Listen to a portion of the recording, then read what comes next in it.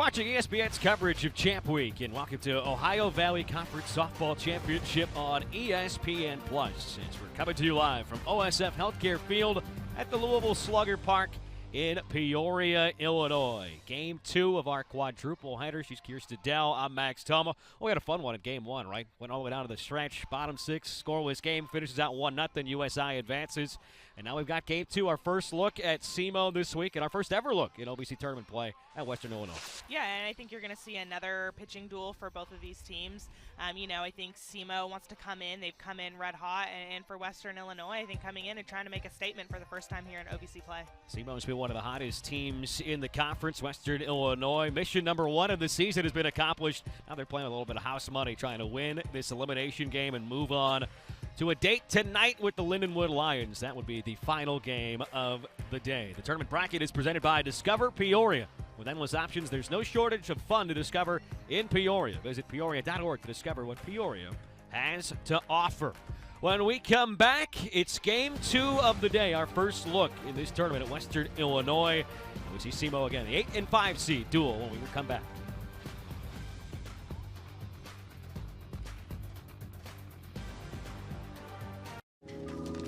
Expenses entered. Soul crushed. Time to get Brex AF. Agentic finance that eliminates manual work. Would you like to get in line? I want to live. Wrong way. What's the matter with you? Not merely survive.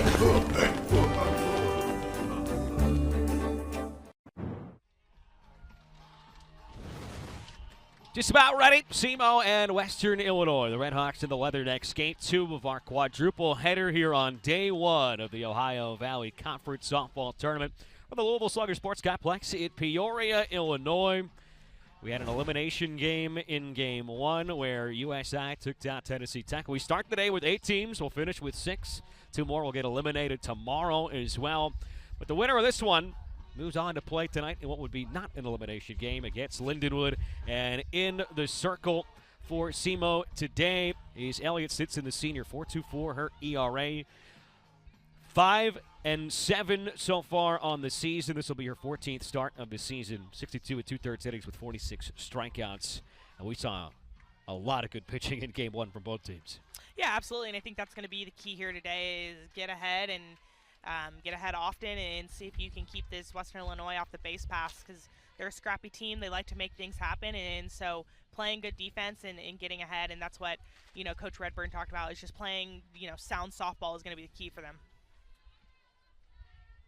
SEMO comes in winners of 6 straight. They won 5 of their last 6 series in the OVC. And Western Illinois, it was fun talking with head coach Alyssa Goller earlier this week in the build-up to this tournament in Peoria, because it's been very Jekyll and Hyde down the stretch.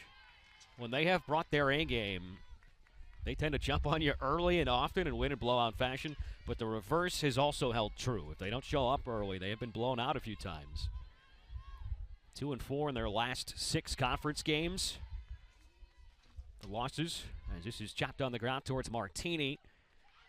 Off balance throw, and a good scoop over there from Shore at first. But you look at the losses, 10-0, 8-1, 12-0, and 5-0. The last 4. Last 2 wins, 11-3 and 8-0 though. Good job there. Didn't really need to throw off balance, but decides to throw on the run, and good scoop to keep speed off the base pass. Oh, back goes flying, ball goes the other way. Noted it earlier, it's your first game playing this week on the turf. It's going to come at you maybe a little quicker, a little fuck here, and you got to get the footwork right too. First inning always big when anything's hit your way to get your feet underneath you. Yeah, I think for this SEMO team, just not used to kind of being in this position. They were picked to finish first in the OVC. Talked to Coach Redburn. Obviously, he doesn't put too much stock into that, but this team is used to having a bye or, being one of the top 3 or 4 seeds. And so the fact that they're playing in an elimination game, it's different. And it's, this tournament after you pass these 2 games is double elimination. And so, yeah, you have to get fired up because it's win or go home. Now, they won the LBC tournament just 2 years ago, and really were competitive in regional play back in 2024 too. But had a sluggish start this season. Coach Redburn was telling us, hey, we always knew the talent was there. It's just a matter of figuring things out. And like is normally the case, very hard non-conference schedule to start the season too, as Utendorf rips this into center for a one-out single.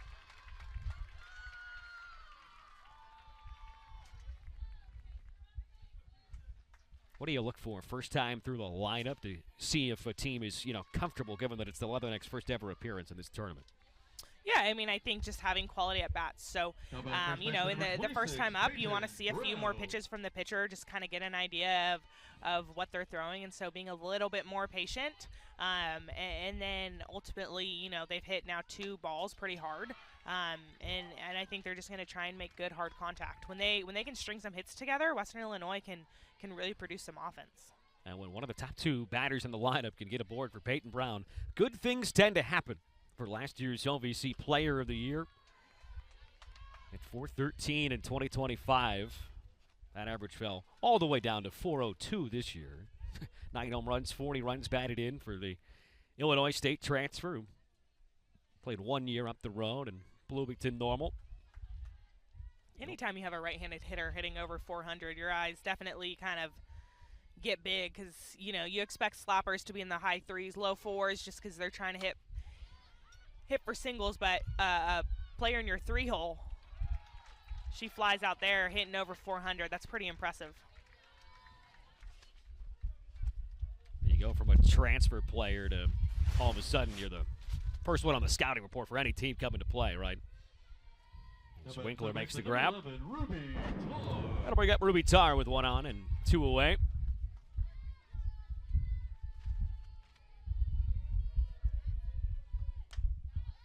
First pitch, swing it is Tar, out to center. Delmain is there. And Elliott Stinson works around a 1-out single in an 18-pitch scoreless first inning. It'll be the Redhawks coming to bat for the first time this week when we return. Energy needs may change with the seasons, but saving money makes sense all year. With CenterPoint Energy's efficiency programs, it's easy. Home energy assessments help spot ways to save. Rebates can lower heating, cooling equipment costs. And our online marketplace delivers energy-saving products to your door. Electric and gas savings, all from your local energy provider. See how you can save this winter by going to centerpointenergy.com/smart-savings. Founded in 1910 in the Ohio Valley region, German American Bank has been raising the standards in banking and wealth management for over a century. We're big enough to provide the conveniences of modern banking, yet small enough to care about the people and communities we serve. Because we believe that when a community thrives, its people prosper. Strengthening our community since 1910. German American Bank. Member FDIC. Are you ready to take your money to new heights? Get a flexible high-yield checking account that lets you customize your interest rate so you can keep your finances headed in the right direction. With Elevate Checking from United Fidelity Bank, you're in control of how much you earn. You can raise your rate with a few easy steps. Get more ways to earn more with Elevate Checking and start earning 4.00% APY. Learn more at unitedfidelity.com/elevate or visit your local banking center.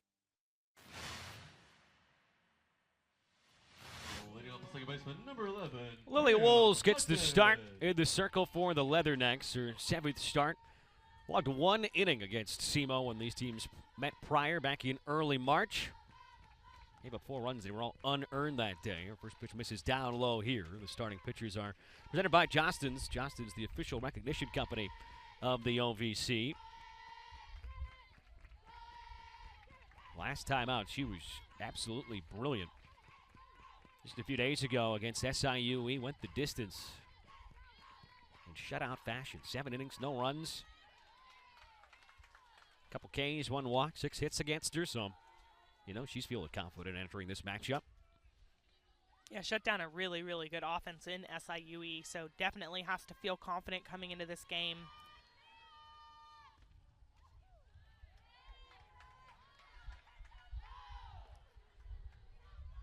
Camden Hutton in the top spot.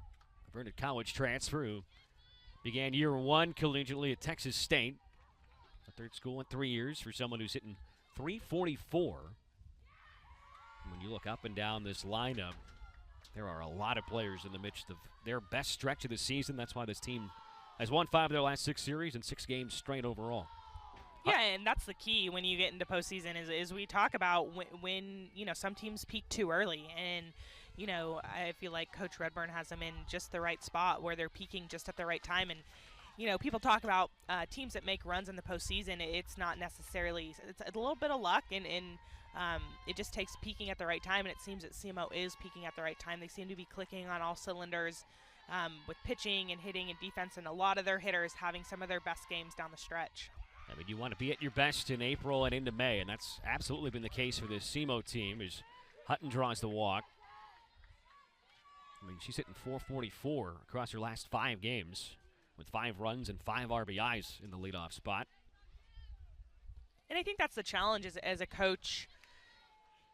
You know, in the Ohio Valley Conferences, you know, Coach Redburn talks about he wants to schedule some really, really challenging non-conference matchups. And so early in the season, when you're still trying to get your footing under you, you're going and playing a bunch of these Power 4 schools who you're going to see in regionals and super regionals and the World Series, and you're seeing the best of the best pitching. And, you know, for any player early in the season, it's hard to find your timing and it's hard to get your feet under you, let alone kind of playing those Power 4 schools. And so sometimes that can transition into the beginning of your conference series. And so it's a hard balance of, do I schedule really tough non-conference opponents and we kind of limp into the first part of the season, or do I see if we can get some wins under our belt, get some confidence as we go into conference? And I think that's the battle that a lot of these mid-major coaches have to kind of, you know, every year, where's our team? What's going to set them up for success?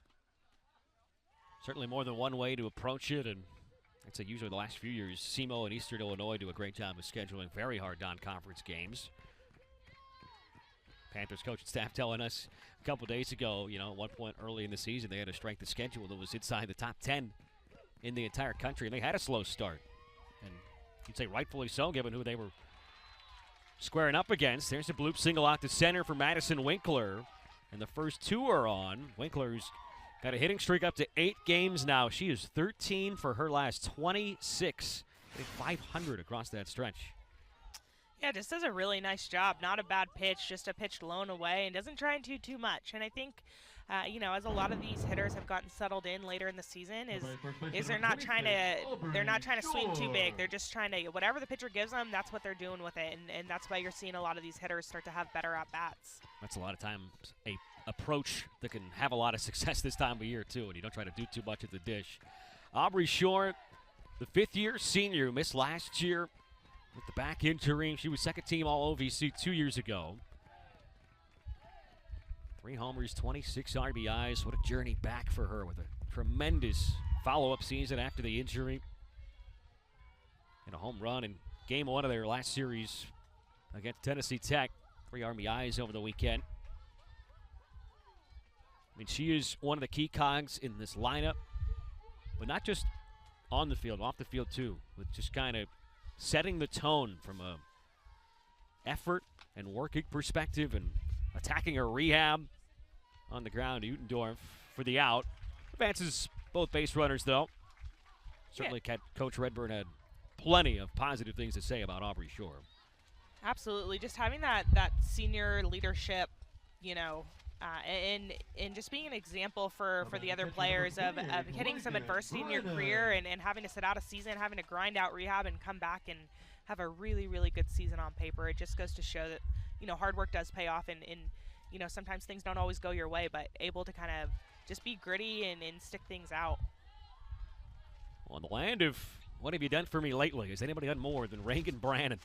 Opportunity to get SEMO on the board first. She's got 6 straight multi-hit games.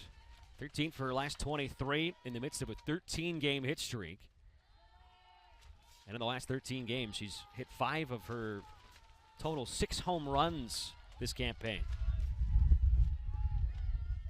I mean, pick your poison with this lineup, because it's not just players who have great numbers on the season. There's plenty in here who have just been swinging it incredibly well. That's a great 2-0 pitch, though, from Lily Wolves. The Lamar transfer, the junior from Mansfield, Texas. Still in front of the count. A walk, then a single, and a ground out to short. And she lays off for ball 3. I mean, this is already as good an opportunity as we saw really either team have to score in game 1 today. Infield drawn in. Outfield at average depth. The 3-1 is fouled away towards the on-deck batter. Yeah, absolutely, especially in these tournaments. I mean, it's single elimination, so you want to get on the board early and often and see if you can run the score up, especially when you're starting from the single elimination and if you're going to have a chance in this tournament, you're going to have to play 4, 5, 6 games. Payoff pitch in the air, out to center. McLaughlin glides over, makes the catch, throw coming to the plate on one hop, and it's too late. Hutton slides it safely, and SEMO strikes first. Really good piece of hitting there by Reagan Brannon. Gets a pitch low in the zone, but knows that she has to really elevate this ball. Does a nice job of just getting underneath it and getting it into the grass. To score Hutton from third base. Good piece of hitting there. So key to score first in the first 2 games of this tournament that are both single elimination. Gracie Luna, the junior. And look at that hometown. From right here in Peoria, Illinois. Hitting 7 for 15 across her last 5 games. Floats this out to Boone in right field. And that will end the inning. The first 2 reach. 1 run comes around to score. Reagan Brannon sac fly brings home Camden Hutton. And it is the Redhawks that have the early advantage in game 2 of the day.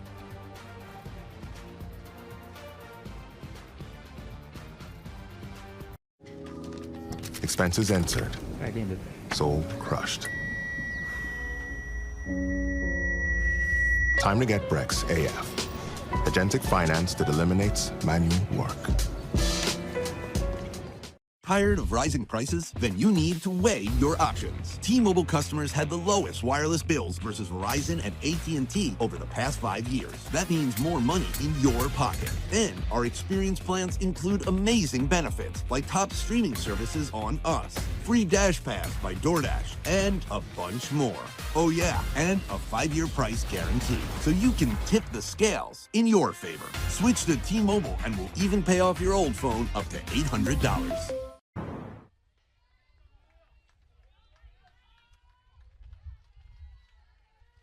Western Illinois' batting order today as we start the second inning. They're trailing 1-0 with Maria Luna, the DP, up there in the 5 spot, followed by Sofia Sanchez and Angelina Ortiz. Starting lineup is presented to you by Rawlings. He's ground out to first. Rawlings, the #1 softball brand worldwide and widely recognized as the mark of a pro, is proud to be the official softball of the OVC. Now by the second baseman, number 15, Sofia Sanchez. What does it do for a starting pitcher in the circle knowing that she's got the lead? Does it add any kind of level of comfortability knowing, hey, it's still early, but at least we get to play from in front today? Absolutely. I think any time that you can go out in the circle and you have the lead, you just feel like you can go after the hitters a little bit more. You feel like you don't have to work around as many hitters. You have a little bit of a cushion. Obviously, would love to see a few more runs on the board, but, I think for Stinson, feels like, as a coach, you want her to go out there and you just want to attack these hitters. Western Illinois did put some good barrels on balls in that first inning. And so I think maybe going to her off speed and trying to keep these hitters a little off balance. Looks like, the Western Illinois hitters were in that first inning were timing Stinson up a little bit. And so seeing if she can keep them a little more off balance. But with the lead, you always want Stinson to go right after these hitters.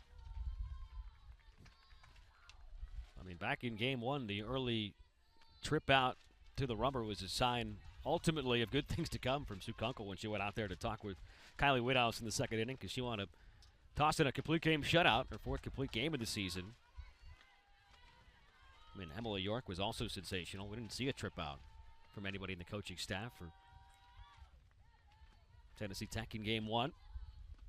Ball behind 3-0, and it's going to be a 4-pitch walk to Sofia Sanchez with 1 down. That's exactly what you don't want to see is your offense comes out, gets you the lead, and then 4-pitch walk for the second hitter. But, No free passes. You want to limit your free passes in these games, especially for a team like Western Illinois, who that's what they're looking to capitalize on. They're trying to create something on the base pass. Angie Ortiz, first pitch hacking after 4 straight missed. That one elevated and fouled it back. Hey, we ask all these coaching staffs coming into the tournament, hey, what are going to be the keys to success? If you can do X, Y, Z, what are those things you guys need to accomplish well to rattle off some wins? And ultimately the goal is obviously to be still playing, still fighting come Saturday. And a lot of times you hear, hey, we need to limit the free passes, we need to limit the mistakes. And frankly, it was a mistake that was the difference in game 1. Ortiz, the true freshman from Chino, California, out of Chino High School. Check swing and held up. 2 balls and a strike.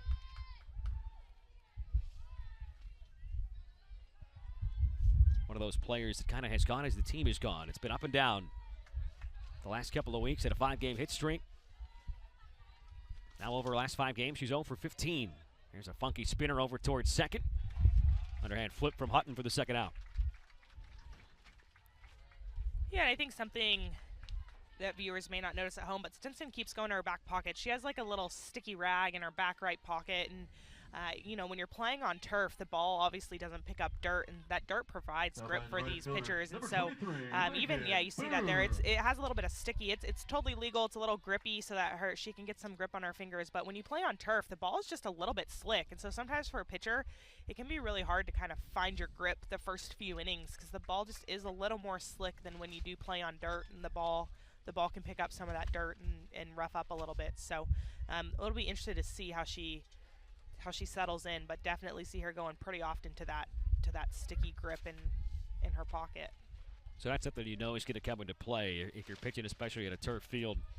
Is that something you throw with in the bullpen in the lead up to the game too, just to get accustomed to? Yeah, and it might be something that she has used all year, but it's definitely important when you're playing on a field that's turf. I know the ball just feels so different. Reagan Boone slaps one into left field. That's a base hit. And they're at the corners now as Spoon picks up a 2-out single.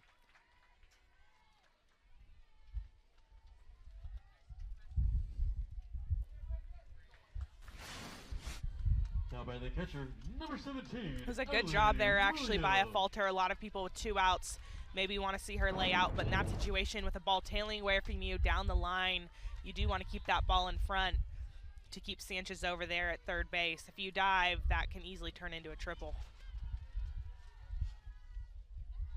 Elijah Williams, the sophomore catcher from Kansas City. 10 RBIs on the season over her last 2 series. She is 7 for 11, hitting .636. That includes a 4 for 5 effort over the weekend versus SIUE.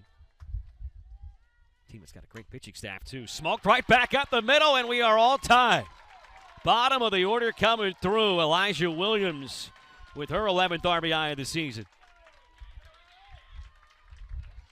And Western Illinois continues to barrel up Stinson. These balls are being hit firmly off the barrel. Really nice ball right back up the middle, right back where it came from. Stinson definitely going to have to mix in her off speed because they are timing Stinson up right now. I mean, even their outs, they're barreling up. Back to the top, and McLaughlin floats it the other way, foul. Play center fielder number 18, Addison McLaughlin. Great bounce back inning. And you said it as soon as Stinson had that 4-pitch walk with 1 out. When your team's gifted you to the lead, the last thing you could do is give it back with 3 passes. Ball came around to bite her, and crouching at the plate as McLaughlin somehow dodged that pitch inside. That'll brush you off the plate for a minute. That was coming right at her noggin. Yeah, that'll wake you up in an early start to the day, too. Who needs coffee when you got one coming right in the kitchen? Dump back foul, 1 and 2. So 3 hits and a walk, first time through the order for this Leatherneck's offense.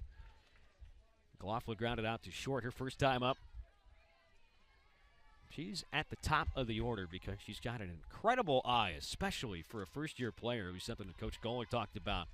I mean, 392 OBP, 26 walks for a first-year player.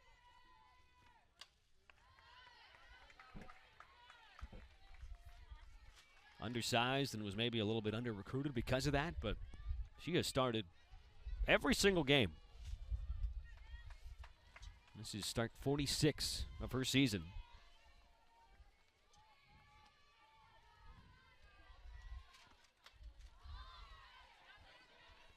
Stinson doing a good job of running it inside consistently. Yeah, clearly the scouting report there on McLaughlin, they're just pounding her in the zone, on the inner half of the zone. And that's one thing you have a little bit of an advantage as a freshman is they don't have as much film on you. As she gets the K swing in there. Strikeout ends the inning, but Western Illinois bounces back and ties things up. Their first ever run in OVC tournament play as Elijah Williams comes through with the RBI hit. McLaughlin gets K'd, and we're tied through 1.5.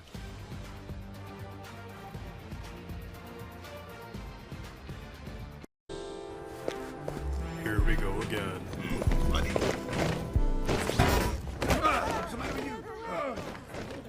I want to live, not merely survive. What's your problem? And I won't give up this dream of life that keeps me alive.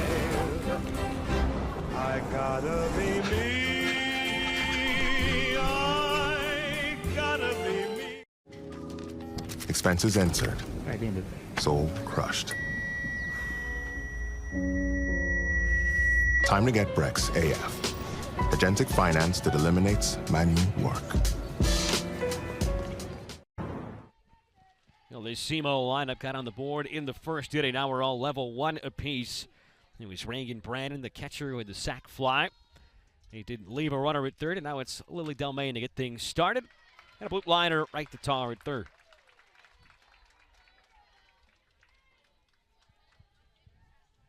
One pitch, one out. Can't ask for much more there. Now by third baseman, number 10. Already got more runs than we saw in game 1 today, which was quite the pitcher's duel. 1 run. It came home unearned with 2 outs in the bottom of the 6th inning. Sending the Screaming Eagles on to game 3 of the day. This tournament's always so fun because you start and you hit the ground running.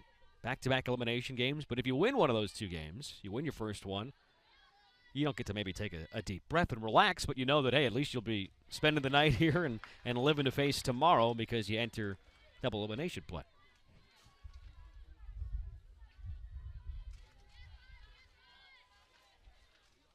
A ball and 1 strike to Sydney Miles, the third baseman.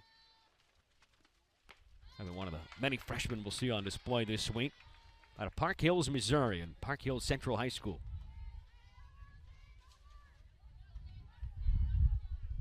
Didn't play in their last game on Saturday, but started both games of the doubleheader on Friday against Tennessee Tech. SEMO seeing a lot of the purple and gold the last few days.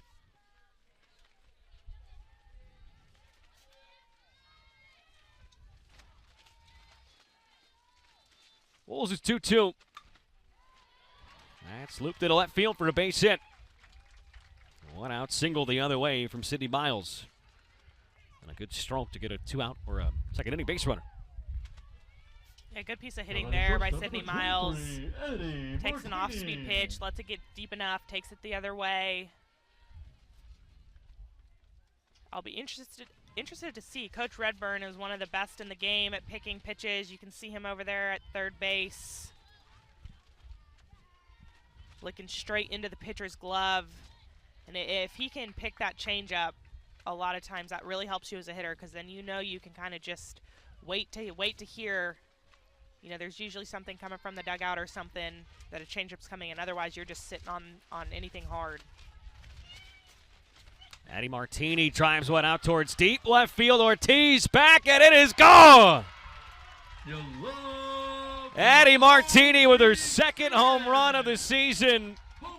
And a 2-run shot vaults SEMO back in front. Addie Martini, bottom of the order, coming in clutch for this SEMO team. Just gets a pitch that's up in the zone and just makes Makes Wolves pay there. That pitch just at the letters, and Martini just gets all of that one.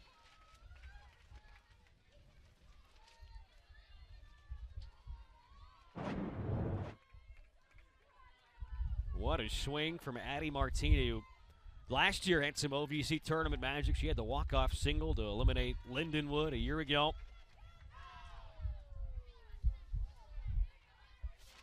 And I think that's why SEMO's been a little more successful down the stretch, is you're just getting a little more production from the entire lineup, right? They're not relying on the top of the order. You know, it's huge when you can get offensive production from your 6, 7, 8 hitters like that. You feel like you have a really good chance to be successful. Just Whiskers foul as it was fielded by Tarr. That bottom of the order really coming through on both sides. That's what led to Western Illinois' rally in the top of this inning. The biggest or loudest swing of the tournament so far coming from Addie Martini is this was just foul off the bat of Falter.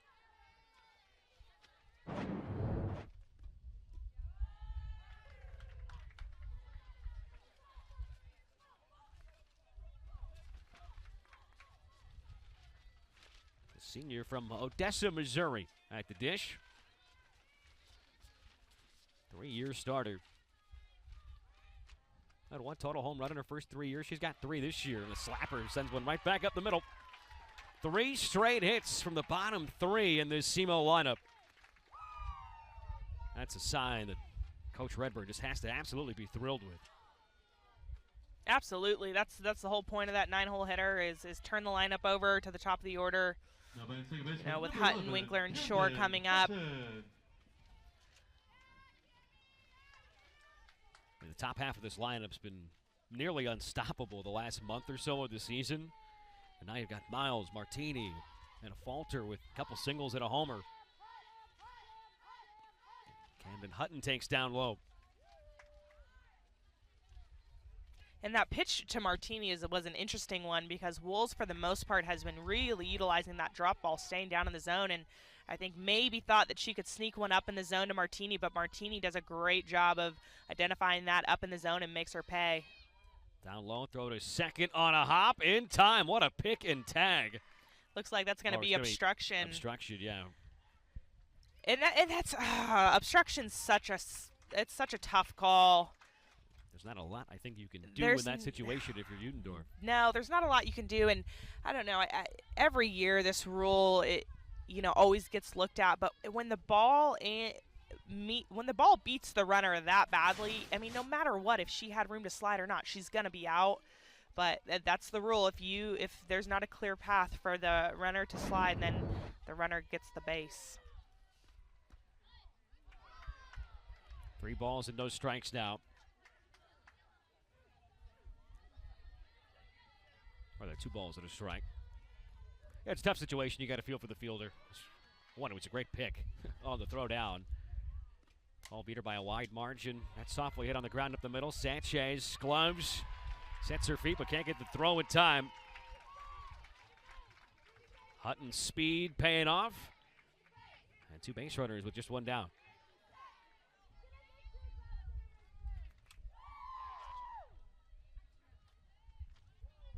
Big snowball in here early on Lily Wolves, who gave up a run in the first. 2 already here in the second, and now 2 aboard, and 2, 3, and 4 coming up. And we know that a lot of the coaches coming into this tournament too, especially in these elimination games, saying, hey, the leash can't be too long. If you don't have it, if you're losing the control or getting hit hard, we might not wait too long. Absolutely. Unfortunately, you have to have a short leash because there is no next game, there is no tomorrow in this game, and so doesn't look like anybody's warming up in the pen for Western Illinois, so I think maybe just coming out with 1 out and runners on first and third, want to talk about defensive positioning. Do you want your middles to pinch and maybe turn a double play?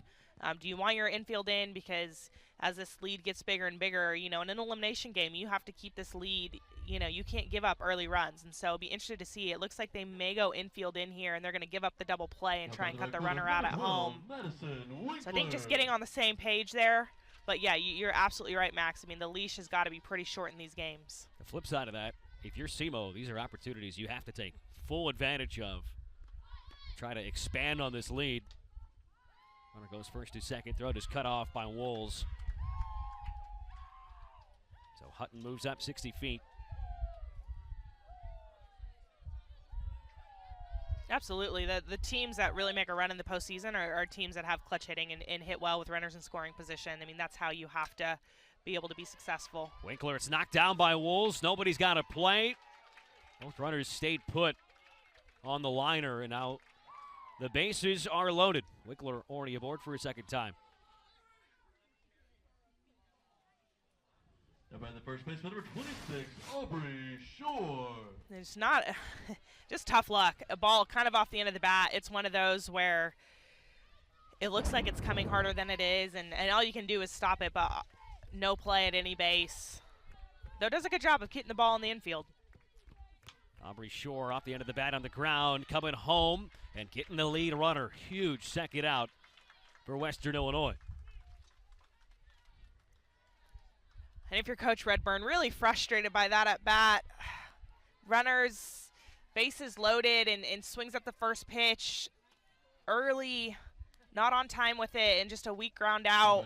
You'd love to see your number 3 hitter maybe work deeper in the count, get a little better pitch that she can barrel up.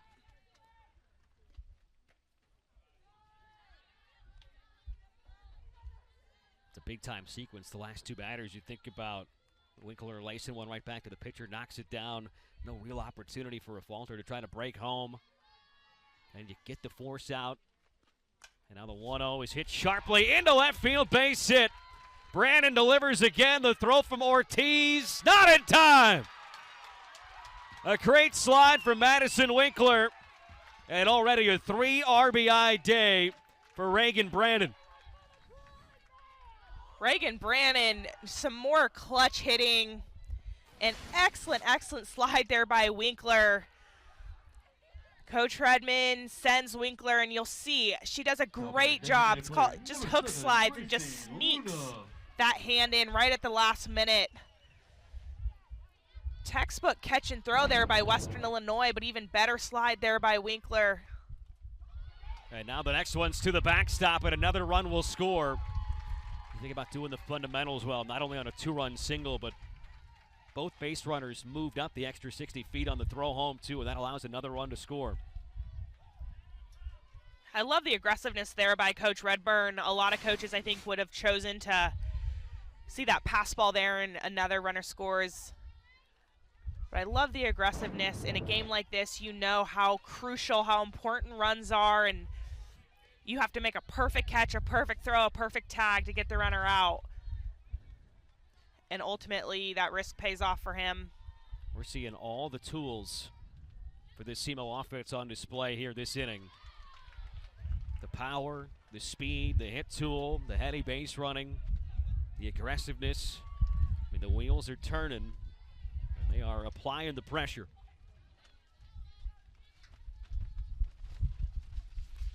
Luna, well, cue job, foul.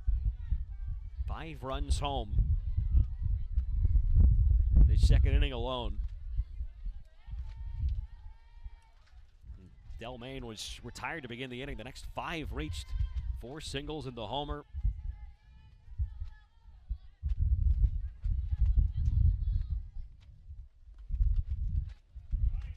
Just barely caught a piece to stay alive.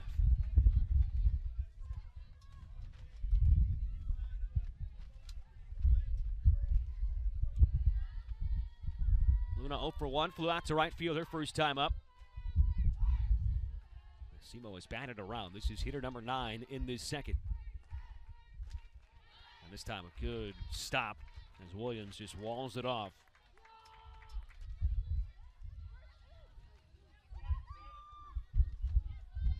Continue to stay away from Luna. Every pitch this at bat has been away.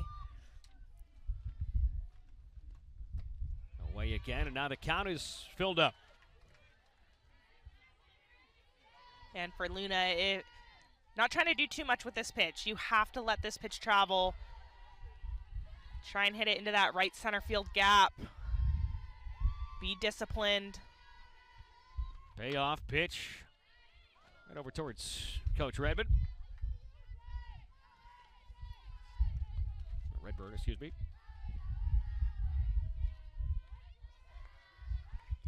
Still 3-2, longest plate appearance of the day so far. Gracie Luna, the 9th hitter of the inning.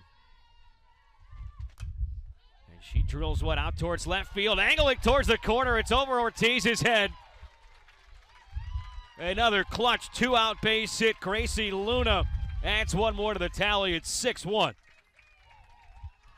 Or 7-1.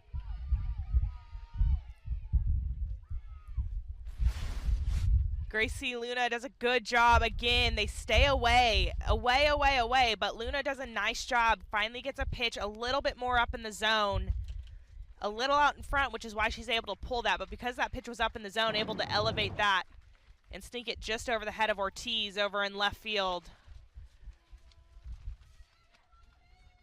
We'll have a change in the circle and a call to the bullpen for the first time in this tournament as Libby Spalding will come in. A sophomore left-hander will provide a different look. First pitch in a tournament setting. That was not the ideal first warm-up pitch, I'll say. But coming in a spot where you can, I would argue ill afford to let any more damage come across in this second, only down by 6. Yeah, absolutely. That's why they made the change, trying to stop the bleeding here, keep the game within reach.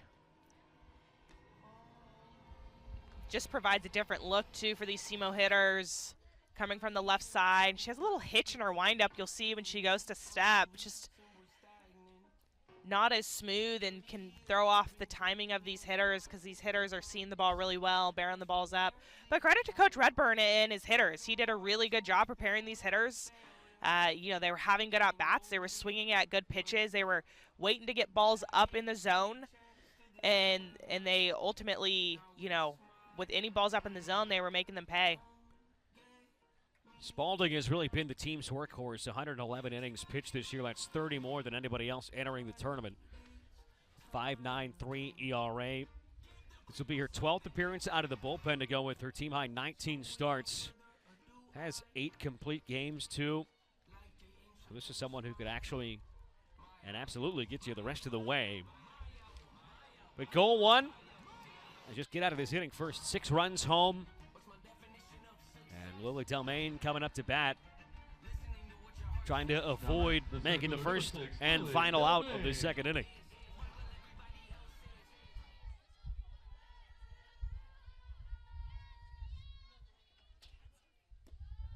SEMO is already 6 for 9 with runners on and 4 for 7 with runners in scoring position.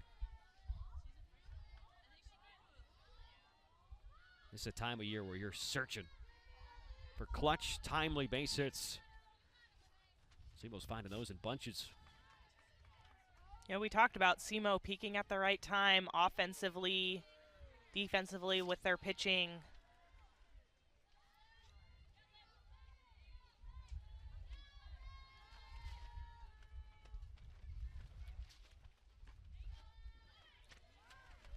Coming in and falling behind. 3 balls and no strikes. 7 runs on 8 hits already. Compared to, they've only made 5 outs. And Delmain is aboard. That's a non-competitive 3-0 offering. Always feels good as a hitter when you make the first out. You certainly don't want to make 2 outs in 1 inning. I think we've probably all been there one time, but you don't hear about it. You hear about it for a good while from your teammates when you make 2 outs in 1 inning. So you certainly start to press, and absolutely when you're ahead 3-0 in the count, there's no way you're going to swing there. It's a tough thing to do. This is 5 straight balls now. Sydney Miles up there. She started the rally with that 1-out single.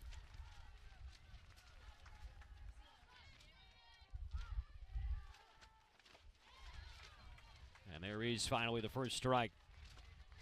Yeah, better from Spalding there. I think anytime you see a pitcher throw 5 straight balls, and balls that are down, they're just not finishing their pitches. She's just not getting good drive off the mound. Pulled on the ground towards Sanchez. And that'll finally end this second inning. But 11 come up to the plate for SEMO. 6 come around to score. And they have taken this game by the reins as we go to the third.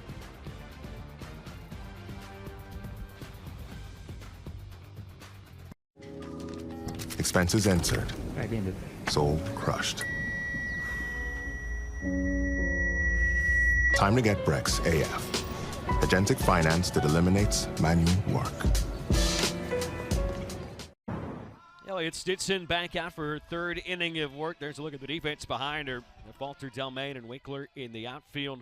Miles, Martini, Hutton, and Shore around the horn on the infield with Brandon doing the catching.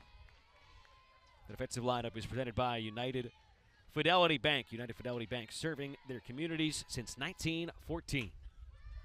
Slapped out the shallow left. Coming on and making the diving catch. He's a Falter for the first out. That's why we showcase the defense to let you know who's where, because they're going to make plays just like that. Good job. A Falter just sticking with that one again with a lefty hitter. That ball's hard because it's tilling away from you. Dying. It is pretty windy here.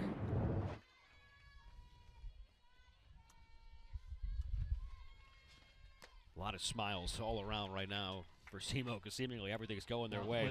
And it's tough because this is a time of year where things can get a little tight, but generally the teams that play best in conference tournament and into regionals and supers are teams that somehow find a way to keep it loose. Yeah, you have to. You can't make the moment too big, right? I think there has to be some intentionality about it's win or go home, but at the same time, it's just another game. You've done this every day, day in, day out for the last 3-4 months, and so taking it one pitch at a time. But it's, that balance of playing loose, playing with a low heart rate, but also, understanding that, we have to win this game. Peyton Brown in front 3-0. There's a called strike. Average over 400. She's got 20 extra base hits this year to go with 23 walks. And just the 8 strikeouts. And there's walk number 24.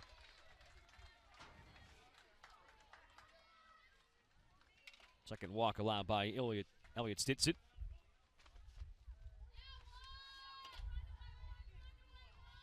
Now by the first baseman, number 26, Peyton Brown.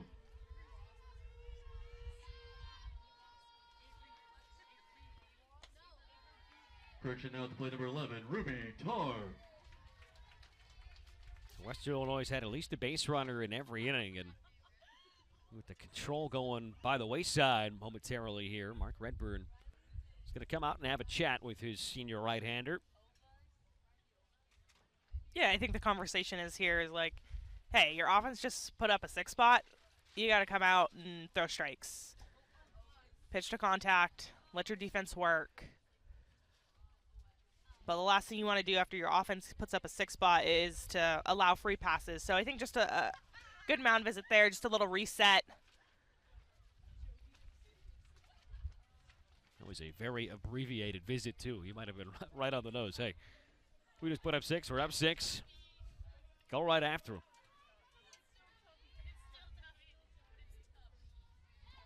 Ruby Tar swinging at the 1-0 offering, fouls it back. She flew out to center her first time up. Tar, the third baseman from Sydney, Illinois.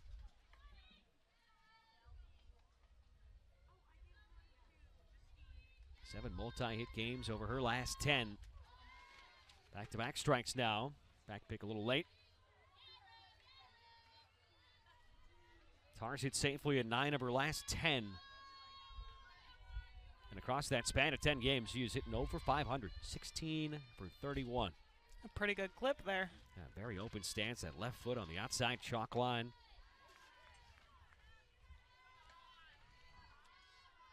It's still very early. You're down by 6, but you can start chipping away. Yeah, I think that has to be the message. You don't have to get them all back in one inning, but just continue to chip away. Continue to have good at-bats. Continue to barrel the balls up like that. They'll fall. Mistake on the errant throw from Miles, who was looking for that 5-3 double play. I mean, that's an out, but you say quality at bats. That's one of the hardest hit balls we've seen today. Yeah, and Western Illinois continues to have quality at bats. I mean, they're barreling up balls, and I think that has to be the message, is just continue to go up, get good pitches, continue to hit the ball hard. They'll continue to fall. Let's continue to get runners on base and chip away. I mean, I think the hardest thing is when you see that 6th spot, you feel like you have to get it all back in one inning, and the message has to be just a few at a time, just like this. This should bring home 1. Delmain comes up firing way offline, and a 2-out RBI single for Maria Luna.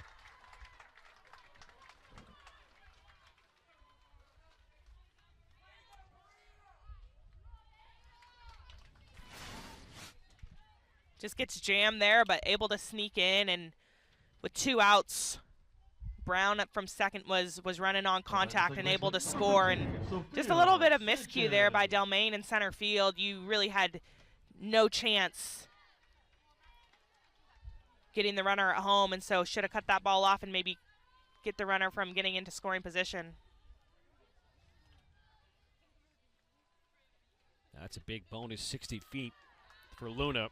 And that was single could potentially make it a 4-run game. Both teams, though, finding that timely hitting with 2 outs. Back-to-back innings with 2-out run-scoring singles for Western Illinois as they look for more. Through Sophia Sanchez, who walked and scored last inning.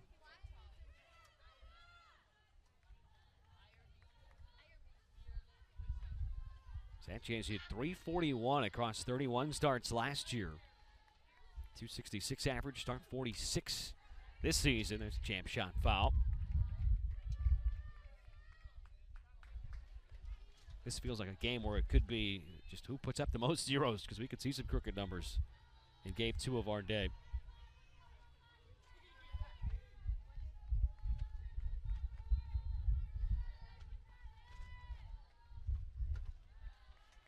It's a good layoff to even the count 2-2. The sun's shining bright right now. Wind is still really picked up.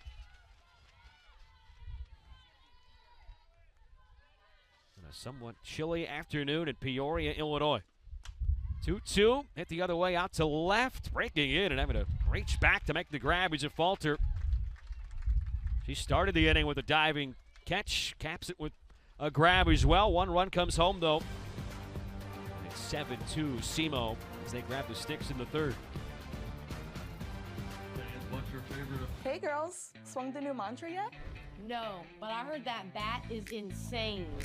Y'all want to swing for it? Yeah, we do, but we know how that went last time. Yeah. Let's go, girls, come on.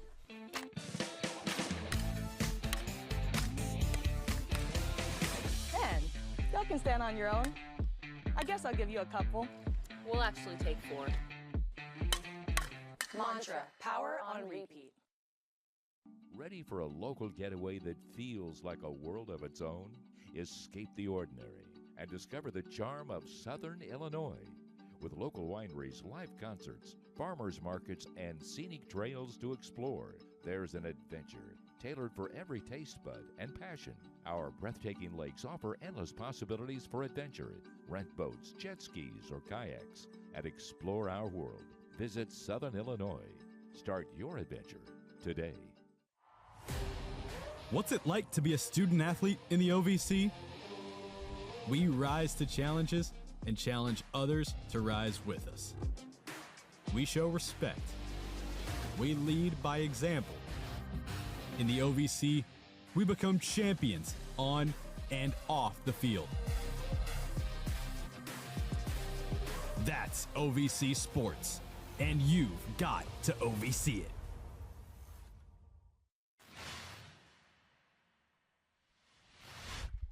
Western Illinois gets a run back. The 8 seed trail on the 5 seed SEMO 7-2. Their biggest problem has been keeping this Redhawks offense down.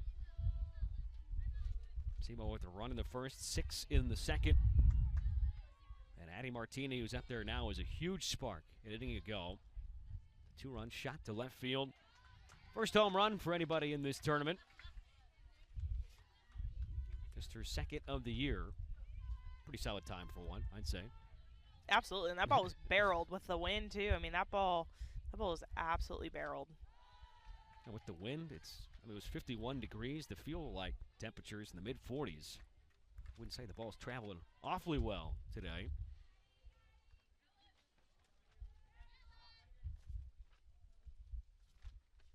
Spalding out there for a full fresh inning for the first time after coming in relief of Lily Wolves. Trying to calm things down. Boy, the Leathernecks could really use a quick inning.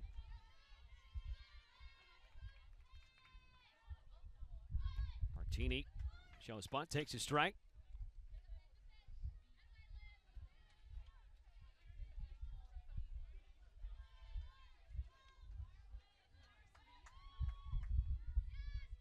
SEMO picked first in the preseason poll, finishing fifth, but finishing the season with the flurry. Trying to ride that wave of momentum. Diving play, it's past Sanchez into right center. What a start to the day for Martini. Nice piece of hitting there by Martini for a second straight at bat. Just does a good job of seeing that ball deep. Coming from a lefty, you want to see that ball a little deeper, does a good job of staying inside that ball and not getting jammed. How about that combination of swings? Compare that swing with the one she had last inning.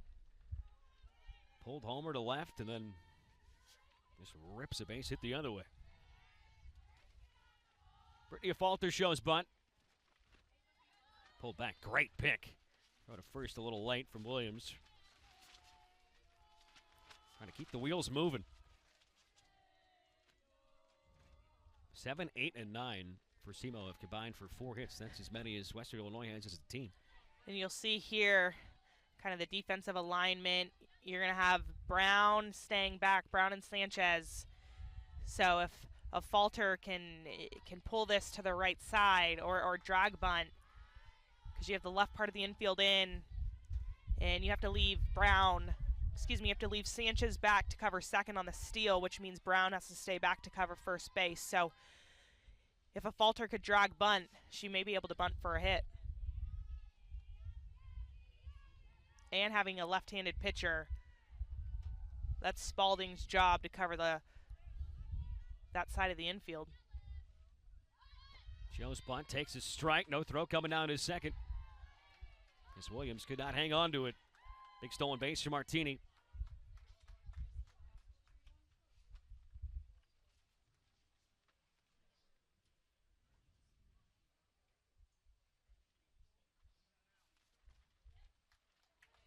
And it looks like we're going to have Martini out for leaving early. Umpire stuck his fist out. I couldn't tell if it was obstruction by Brown over at first base, but it looks like they are going to have Martini out for leaving early. All 3 umps are going to come together. This is a big call. Yep, and good, really, really good call over there by the umpire over at first base. Martini does leave early. There's no question about it. Yeah, that's pretty clear cut. Credit to our production crew there. It was a great view, great angle. Great job picking that up live. And that should be and remain the first out of the inning. Yeah, not quite sure now what they're having a conference about, because no other umpire is going to have a view of that. So I don't really know what the umpires are talking about, because there is absolutely no way. They may be talking about if it is a dead ball, is it a ball or a strike on the batter? They may just be kind of conferencing on the count is what my best guess would be. Yeah, because rarely is it that black and white, a runner leave it early, but that was very easy to tell that Eddie Martini got the early start. It was certainly a dead ball out, and now I think they're looking at what the count should be. Should it be 2-0 or 2-1?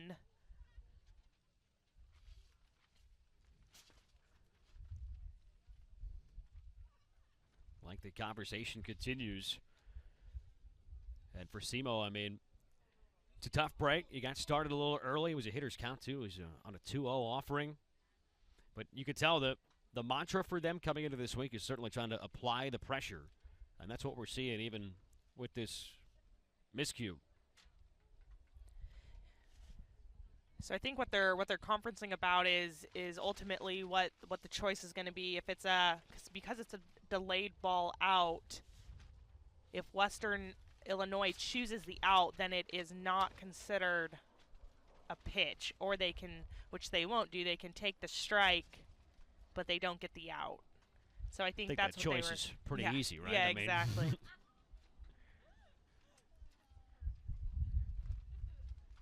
Explanation goes over to Coach Redburn at third, and I think we're back and ready to go. So it'll be no pitch, so it should be 2-0. There is one out, and there are no base runners. So that certainly changes the approach if you're a Falter at the plate. It does not change the alignment of the infield. They're still all the way drawn in. And pounding the zone back with his strike is Libby Spalding.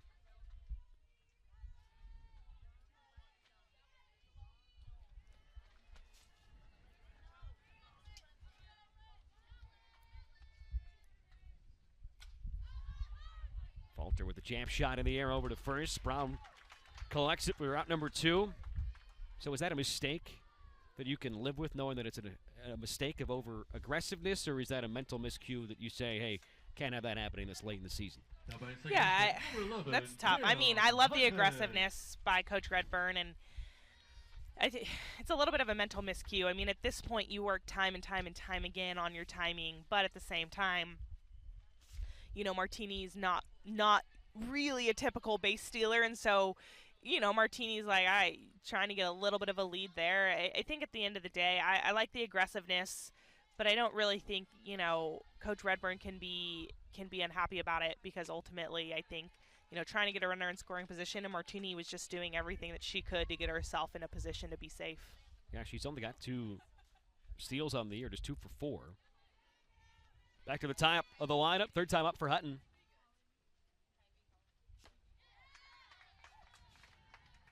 She's walked, she's got an infield single, and she's already scored a pair of runs.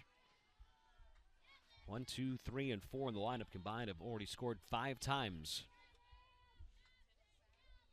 Really great production, top to bottom so far. But I think those are the small details that you have to get right. You know, early in the season, I think those miscues, okay, let's learn from it. But this late in the season, I mean, the best teams, the teams that make a run, the teams that get into a regional, make a run into a super regional, get to the World Series, if you ask any of their coaches what they do right, it's they do the little things right.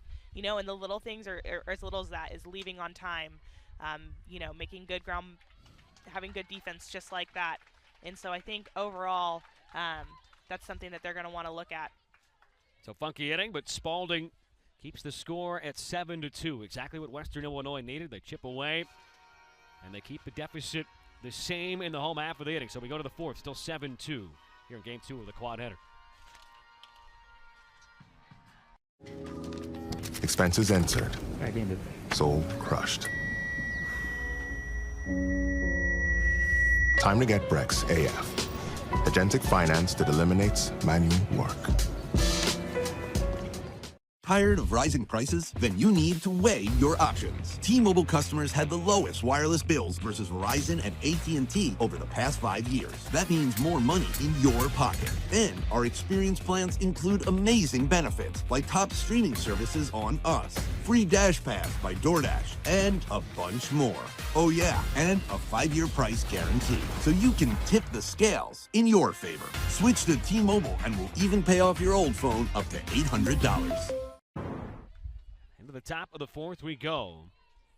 7, 8, and 9. 2 up for Western Illinois. Ortiz goes after the first pitch and pops it up. Softly over to first to Aubrey Shore.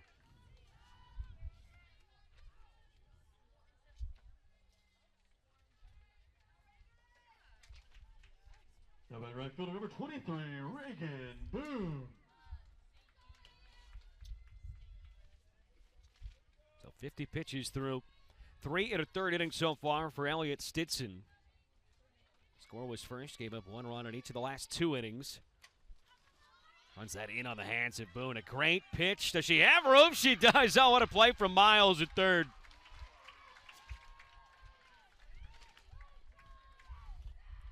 SEMO flashing the leather today. Just making the routine plays, making some really, really nice plays with a Falter out in left and now Miles over there at third.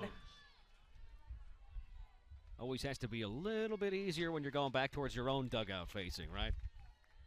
Absolutely. Didn't seem like, I couldn't hear them, but it didn't seem like they were offering her a ton of help. I wasn't hearing a whole lot of room, but we're from higher up, so maybe just didn't hear that. But certainly easier when you're going towards your own dugout. I have found it in my career as a former player and as a broadcaster, there's a lot of times where everyone's yelling, you got room, and you just don't. You run out of room, but there's rarely somebody yelling, it's out of play, it's out of play. Hey, hold up, pull up. Swing and a miss makes it 2-1 to That Elijah Williams. Always be a fun joke in practice of you're yelling you got room even when you don't have room, and then you get the look of like, oh, I didn't have room, and you're like, well, yeah, sorry. That's when you get up and go, hey, one job. You got one job. You're in the dugout. Just tell me if I have room or not. I don't. Upstairs, ball 3. 2 runs on 4 hits so far for the Leatherneck offensively. Elijah Williams has one of those base hits, an RBI single with 2 outs back in the second inning. She is 8 for her last 12. Across her last few OVC series, including today. 38th start of her season after starting just 7 games as a true freshman. She had 1 hit all of last year. Came on March 18th in a non-conference game versus Bradley. Big step for the catcher in year 2. She hits this well out to shallow center. Diving play. How about another from this SEMO defense? Delmain in center. Miles was reaching into the dugout for the second out. A defensive clinic here in an elimination game early on this Wednesday afternoon. Williams rips it to center. Delmain is there. And Stinson with the first 3 up, 3 down inning of the day.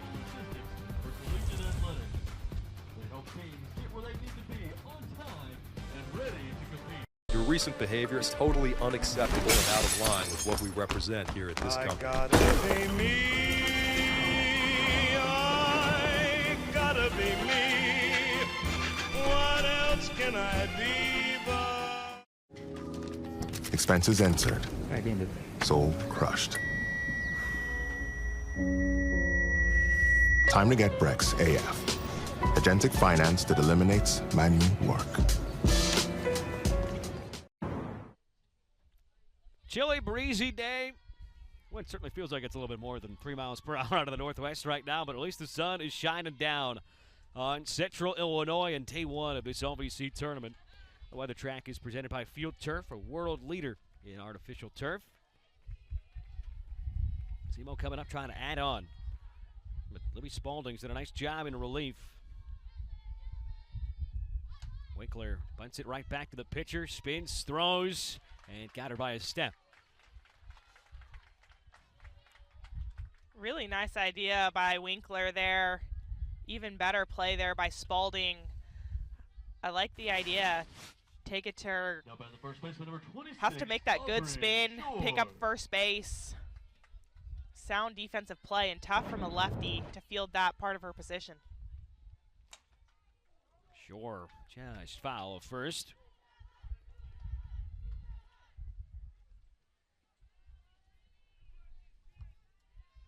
These two teams played just a couple games against each other in the regular season, and it was a while back. Had one of those games canceled. But you got to go back to March 9th. It was a Monday doubleheader, the last meeting. SEMO won both, 4-3 in game 1 and 14-2 in run rule fashion in 5 innings in game 2. So looking to go 3-0 against the same team, always a tough thing to do.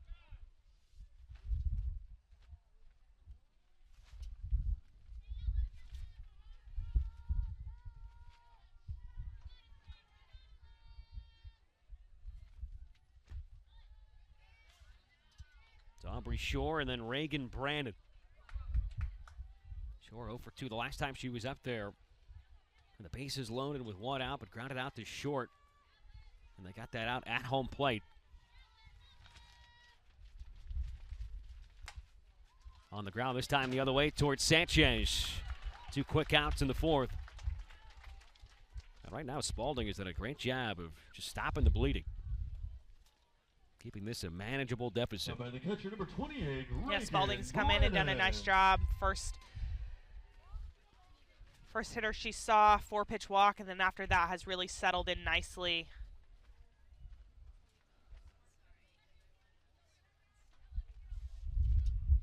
Technically faced the minimum last inning with the runner leaving on the stolen base attempt early.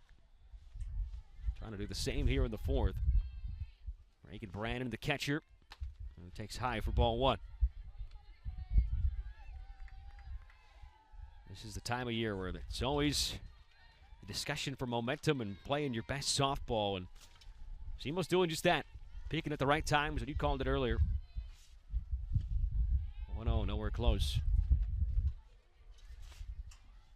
And you know this team is always going to be right up there in the OVC ranks in terms of the talent. It's just about piecing it together. And some teams need longer runways than others. And maybe that's just what this 2026 Redhawks team needed. But they figured it out, and yeah, you see the 5 next to their name, but this team could absolutely still be fighting for a title come Saturday, and that would not shock anybody. Yeah, absolutely, and I think that, you know, you have to credit this team and just continuing to dig in and continuing to be gritty, and even when things aren't going your way, just continuing to ultimately see the goal, and the goal is to get into this OVC tournament, and they know that they have the talent, they have the depth, they have the arms, they have the offense. They just need to put it all together, and kind of the last 5 series they've been able to do that. I think the sky really is the ceiling for this team, and everybody knows it's at this tournament that even though they have that 5 next to their name, they certainly at any given day can play like they're the 1 seed.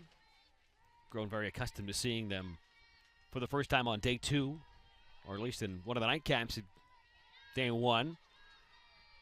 But playing in a single elimination game from the start here in 2026.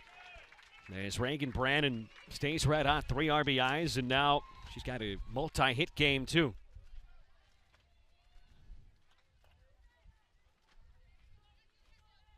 Now by designated player number 7, Gracie Luna. That brings up Gracie Luna. It's a great story because she's a junior, like we mentioned last time she was up, from right here in Peoria to East Peoria High School.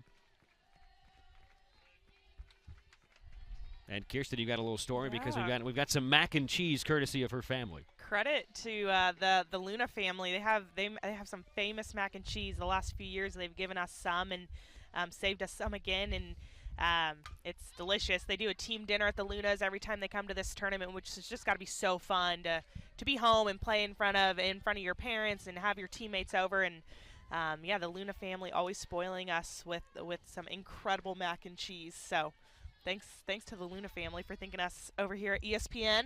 I'm excited to try that, especially on a chilly day. I mean, who doesn't love some good comfort food? That's drilled off the bat of Luna, deep center, but it's tracked down by McLaughlin, and that will end the inning. A runner stranded, 1 base hit, no runs, home for SEMO. We've completed 4 here at Gate 2 of the day. The Redhawks still up by 5.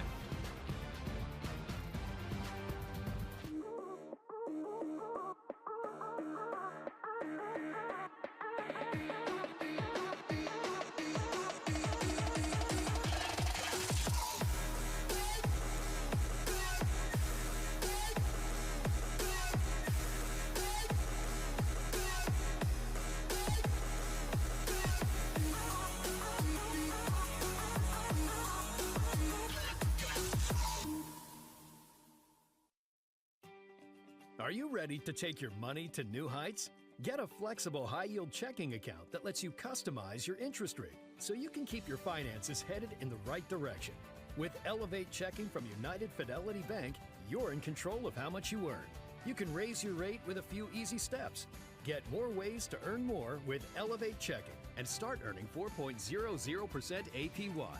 Learn more at unitedfidelity.com/elevate or visit your local banking center. In Kentucky, we're moving forward together. Our businesses are winning, and our families are thriving. Because Kentucky is a place where business is fast, but the pace of life is just right. Now, we're looking at a new Kentucky, one where good jobs and a good life are possible for everyone. Y'all interested? We don't blame you. So come explore your new Kentucky home.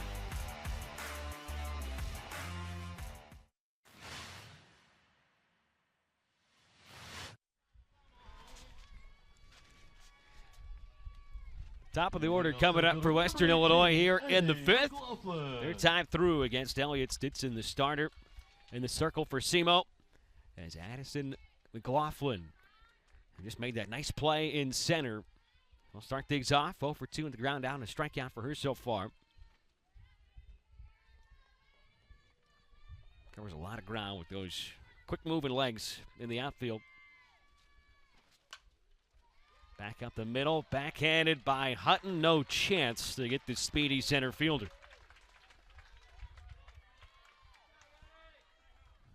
And that's the design. She hits it on the ground up the middle. It's nearly impossible. Now batting shortstop number 22. Yeah, absolutely. Utendorf. These slappers need to use this turf and the speed of this turf to their advantage. Again, Western Illinois continues to get runners on base. They just need to continue to chip away. Utendorf will hop back liner to shallow left to Falter. Makes the play.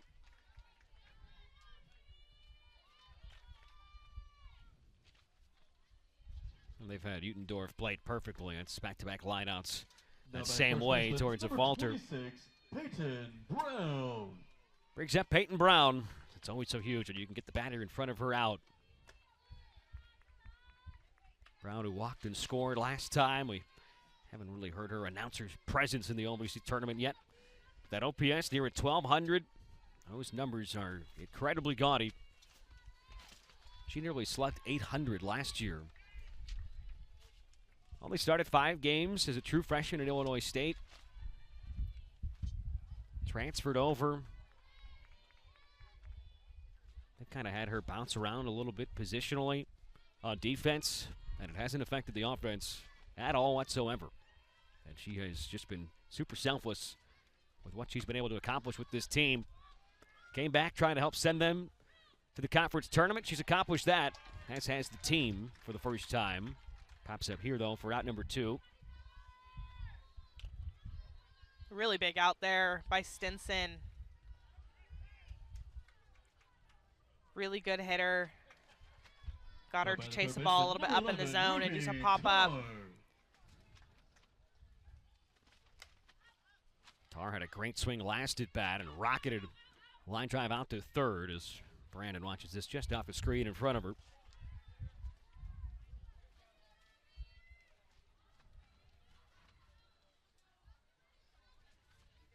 Ruby Tar was on the OVC All-Newcomer team last year when she started all 48 games as a true freshman.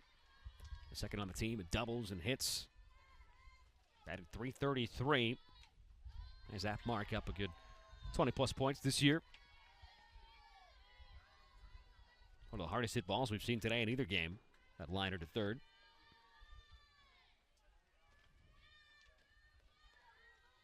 The runner at first and 2 outs after the leadoff infield single.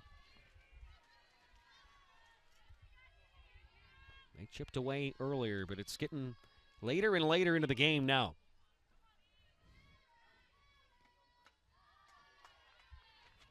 They need base runners any way they can find them.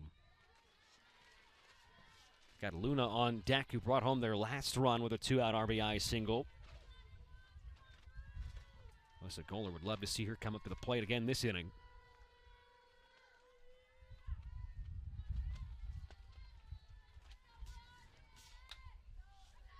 In on the hands, now he's turned on and roped foul.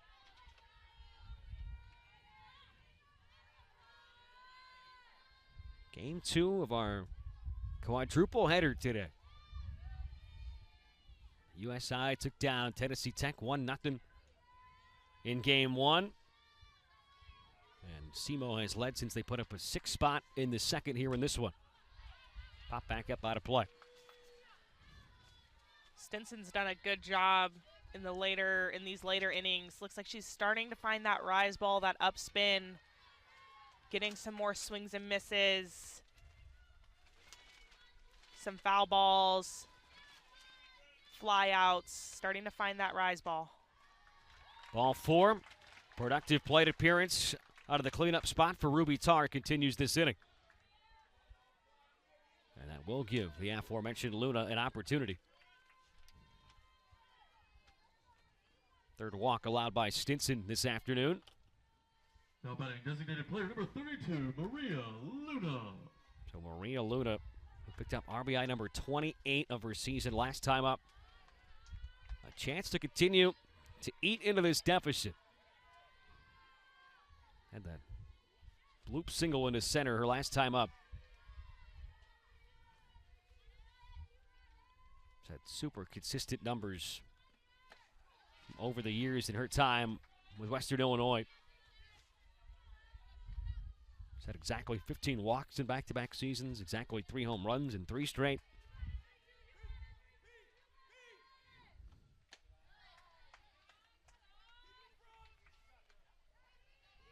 And it's not coming as easy, it feels like, in the 5th for Elliott Stinson.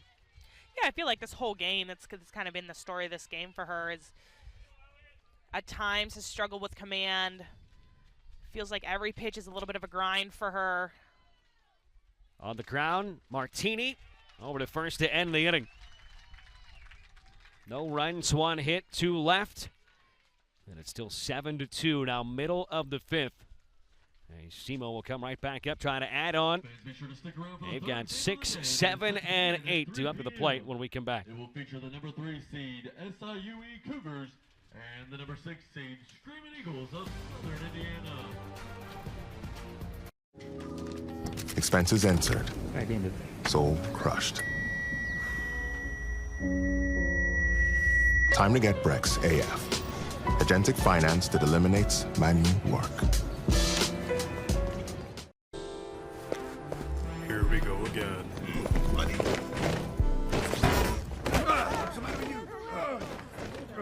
I want to live, not merely survive. What's your problem? And I won't give up this dream of life that keeps me alive. I gotta be me. I gotta be me.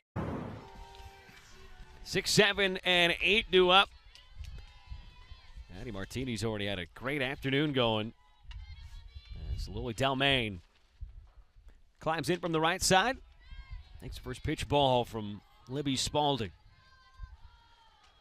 SEMO 16-10 in OVC play this year. Winners of their last 6 conference games and 5 of their last 6 conference series.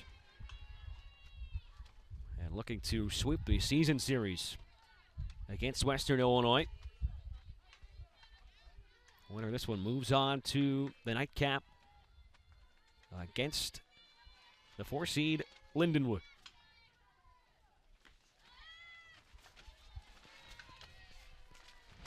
The 2 teams we will not see today, the 1 seed Eastern Illinois and the 2 seed UT Martin.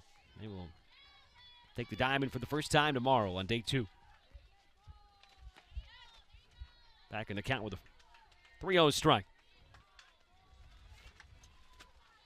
Yeah, if you're Delmain, have another ball to take if you need.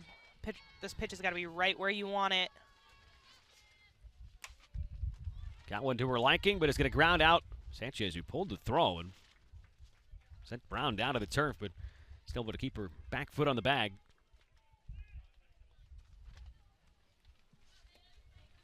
Well, the SEMO offense is really quieted over the last couple innings.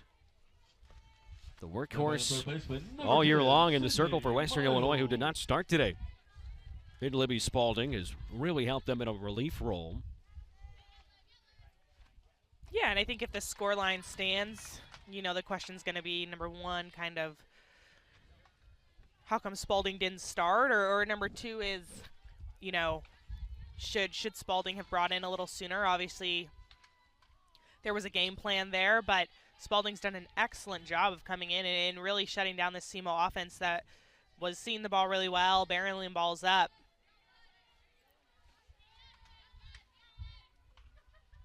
SEMO had a lot of two-out magic in that second inning.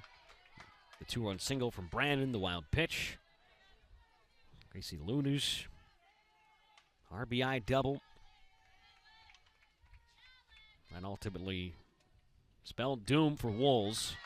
His day was short. There's a backwards K of Miles. And that is the first punch shot today for Libby Spalding.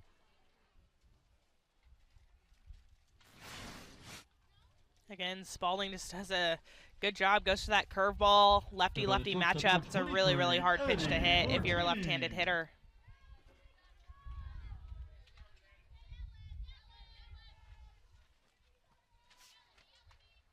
Three scoreless innings in relief. Just 2 hits, 1 walk, and a 1 strikeout. Spalding facing Martini now, who singled off her last time and was ultimately called out for leaving early on a stolen base attempt. But still 2 for 2 with a single and a 2-run homer today. And that 2-run shot right now would be the game-winning hit. Came with the scoreline 1-1.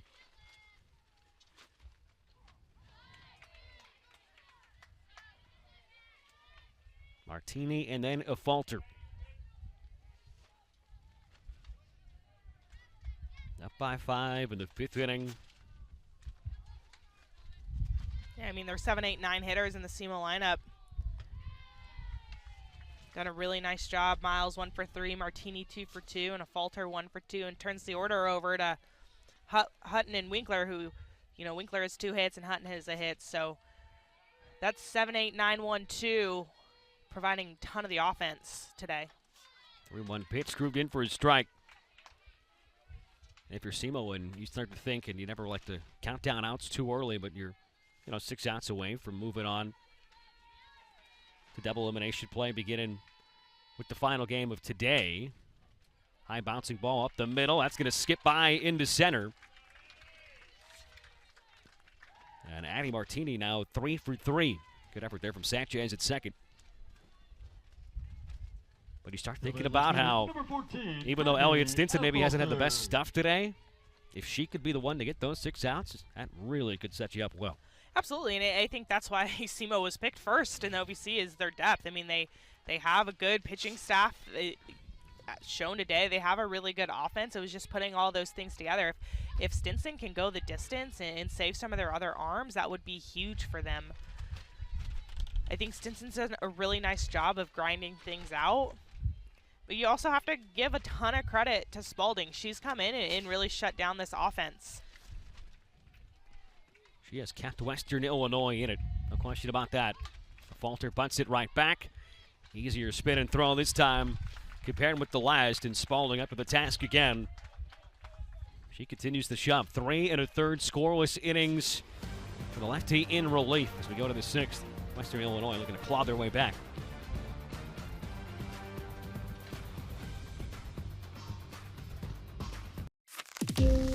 Golf is a game of tradition, but even it's changed. And if golf can change, why can't banking? Well, with SoFi's game-changing tech, now people can own crypto and bank, borrow, invest all in one app to get their money right and take their best shot at their ambitions. TGL, presented by SoFi. The next generation of golf meets the next generation of finance. Download the SoFi app today and get your money right. Expenses entered. Soul crushed. Time to get Brex AF.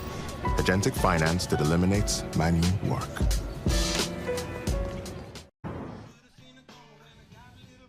Seven 2, 11 hits for SEMO. They have made the game's lone error. Western Illinois, though, they have been hanging around. They've got 6 outs to work with, trailing by 5 runs. Today's game track is presented by Visit SI. Make Southern Illinois your summer oasis. What would you like to see here from the Leathernecks trying to cut down this deficit and get back in the game? Yeah, I think it just starts with just getting runners on base, not trying to do too much at one time. I think just passing the baton, passing the bat.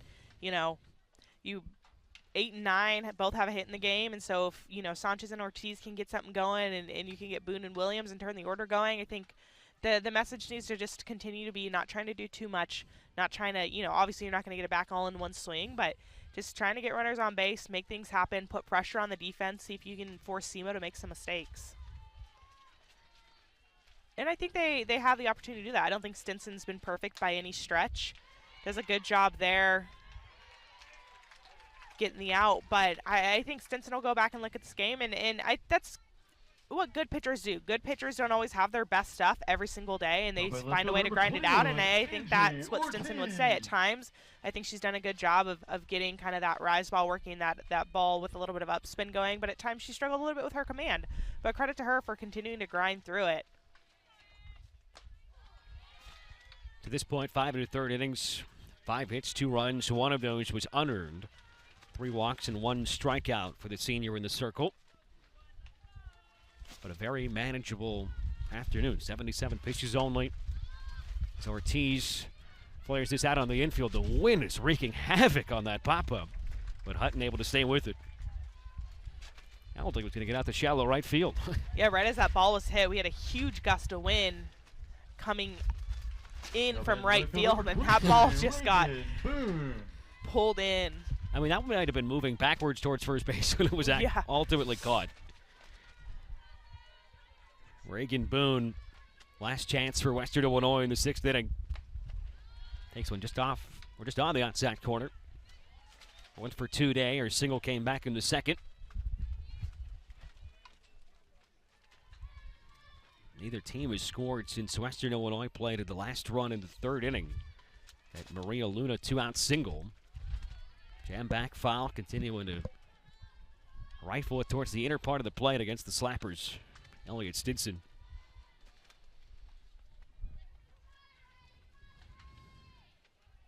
This is as strong as the wind has been all day, and the gusts we've had. I mean, on that Ortiz pop-up, that was doing crazy things midair. 0-2 didn't miss by much.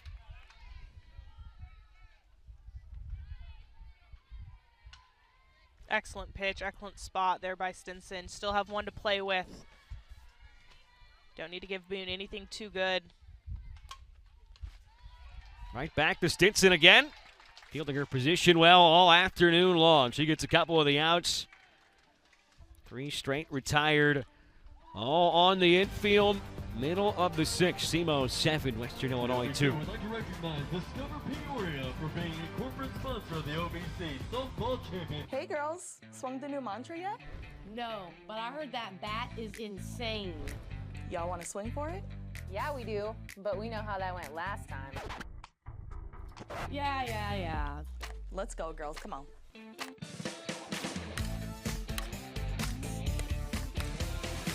And y'all can stand on your own.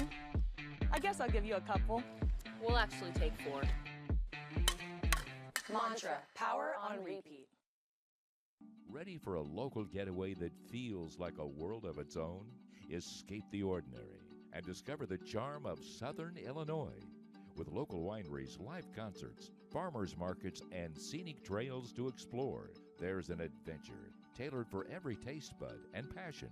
Our breathtaking lakes offer endless possibilities for adventure. Rent boats, jet skis, or kayaks, and explore our world. Visit Southern Illinois. Start your adventure today. What's it like to be a student athlete in the OVC? We rise to challenges and challenge others to rise with us. We show respect. We lead by example. In the OVC, we become champions on and off the field. That's OVC Sports, and you've got to OVC it.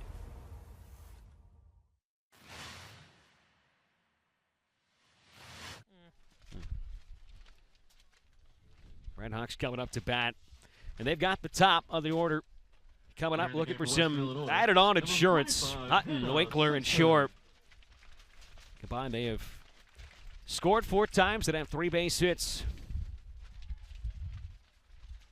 And it just feels like it's getting cooler and cooler, I should say, by the minute. Temps dropping a little bit in the mid-afternoon. Leading off the second baseman, number 11, Cam Hutton. As Camden Hutton, the second baseman.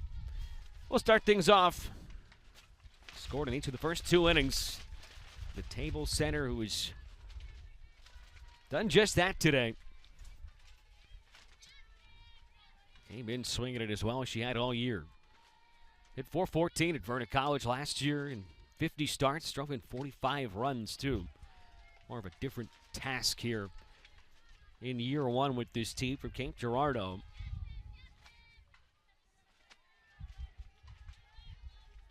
In terms of her role when she was at Texas State as a freshman, had 1 hit, only appeared 23 times. Not a staple in the lineup, certainly. And then was the best player on the team last year. And now year 1 with SEMO. And she has been a massive addition to this team, coming in as a transfer. Yeah, and a 4-pitch walk. That's her 24th walk of the year, second of the day.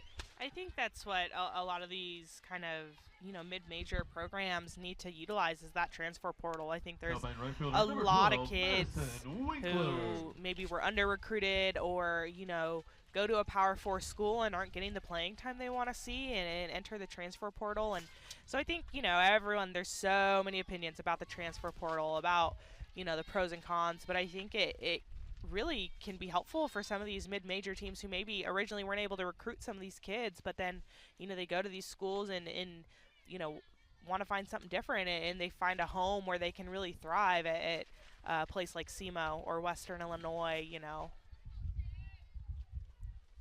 And there's so many coaching staffs around the country who love to bring in someone who is going to be an upperclassman, whether that be a junior or senior or grad student or fifth-year player. No chance to turn 2 on the Speedy Winkler, but they get the lead runner at second.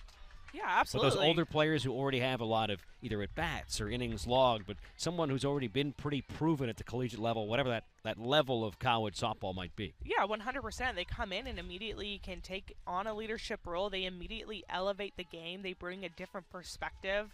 I absolutely think for a lot of these mid-major programs, utilizing the transfer portal is going to be huge for them. Throw is off the mark. Newtendorf knocked it down. Stolen base for Winkler.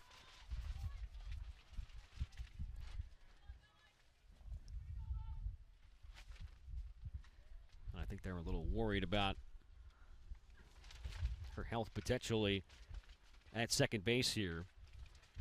That rip in the backside of her pants was already there when the at-bat started. So that's not new from the turf in the last minute or so, but came up a little gimpy. Never pleasant. Hard to know if she got a cleat stuck or just kind of really slid where that opening was on her. Yeah, nothing there, but clearly came up a little bit sore. Looks like she's fine now on the base pass. Aubrey Shore, he's 0 for 3 today with 3 groundouts.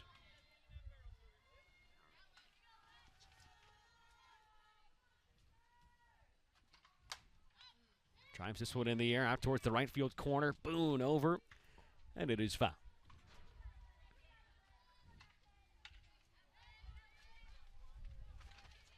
I think something super important that a lot of people need to understand is that, mid-major softball programs can be really, really competitive. There's a lot of really competitive mid-major programs. If you kind of look even in the top 25, you have, schools like Liberty who constantly are in the mix, and SEMO has given it some good runs. Eastern Illinois has been really impressive out of the OVC. The OVC produces some really, really good softball players, and so I think for a lot of people, it's not all about going to a Power 4 conference. I think it's super important that you can have an incredible career, get an education, play the game you love, and still play really high-level softball at these mid-major schools. And sometimes I think that doesn't get talked about enough in the travel ball scene. And so I think you have a lot of kids that aspire to go to the Texases and the Tennessees and the UCLAs or the Missouris or all of those things, and they get there and they're just not getting any playing time. And maybe that's just not the home for them, and entering the transfer portal and finding somewhere where they're going to be able to make an impact and play, I think is super important. That it's not necessarily about playing at a Power 4 school. It's about where you're going to go and be able to make an impact and, play high-level softball. Liberty was an incredibly entertaining team to watch in the postseason last year. Grand Canyon's had a great year this year. JMU's always in the mix. JMU, I think about some of these Omaha teams, too. Yeah, Of absolutely. years past, they almost escaped a regional in Columbia a few years ago. We don't talk about those things. I said almost. Almost, yeah. 2 on with 1 away as SEMO tries to add on here in the 6th and potentially put this game to bed. Already with a 5-run cushion. And Reagan Brandon coming up to bat. 3 RBIs, a 2 for 2 day. She singled her last 2 times up. Sac fly in there as well. Chance to bust this thing wide open.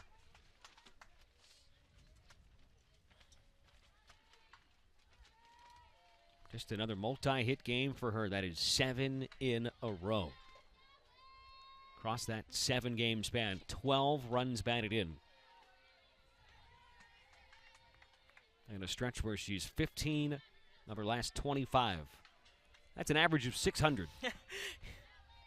She has seen the ball well, and it always feels good as a hitter when that is how you're seeing the ball, just like that. That's what she's been doing for a few weeks now. Another base hit for her, 3rd of the day. That's going to plate another run. And you know you're seeing the ball well when you hit a ball like that. You let a ball get deep. You take it to right center field. I always say the sign of a really good locked-in hitter is being able to take the ball the other way and just lets that ball get deep, stays on her backside. You can tell that Reagan Bannon is really seeing the ball well. Mary Tutwiler. And now at the plate, the designated player, number 7, Gracie Luna. So pitch runner at second. That is Mary Tutwiler. At Gracie Luna at the plate. Potentially a couple big runs out there. That is just such a smooth swing from Reagan Brandon, though. I mean, it's mighty impressive. It's repeatable. It looks like the same swing every time. Yeah, I was just about to say that. It's just a really good, just mechanically smooth swing. And if there's people watching at home, you know, you want to put that one in slow-mo and exactly repeatable. That's the biggest thing is being able to take a swing and repeat it. Can you repeat it off the tee? Can you repeat it in front toss, in BP, and then can you repeat it live? Just such an easy double. 1-1 pitch misses upstairs. And that's what I talk about with young hitters and, you know, even hitters at the collegiate level. I have a few hitters that I coach that are now in college, and we still chat back and forth. And hitting should feel easy. If you're locked in and you're hitting the ball well, hitting should feel smooth. Hitting should feel easy. And when your swing feels easy like that, that's when you know you're clicking on all cylinders. Big at bat here for Gracie Luna with a potential winning run. You do have that 8-run rule after 5 innings. Winning run sitting on second base. Game-ending run. Jams down out of play. 3 balls and 2 strikes. She's got an RBI double already today. 1 for 3. Double here would end it.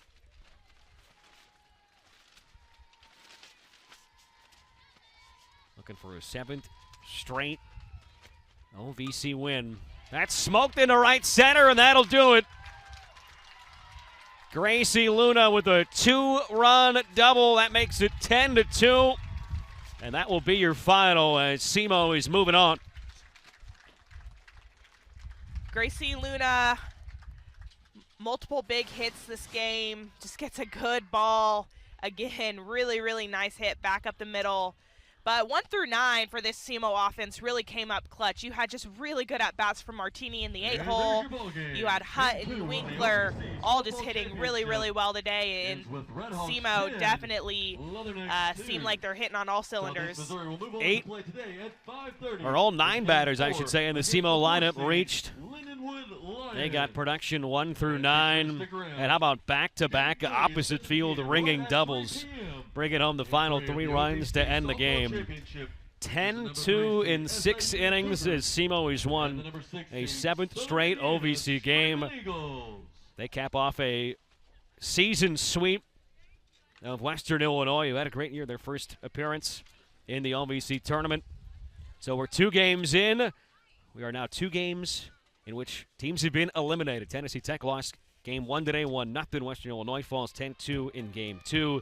And now we've got both games slated, 3 o'clock Central Time, Southern Indiana and SIUE, and then 5:30, just about, SEMO and Lindenwood. Both of our next 2 games, not single elimination, but you want to put yourself in good position with another win certainly coming later today. So for Kirsten Dow, I'm Max Thomas saying so long from Louisville Slugger Park at Peoria, Illinois, where the final score in this one is 10-2 in a shortened 6 innings. All games airing on the ESPN networks are streaming live and archived on the ESPN app. This has been a presentation of ESPN.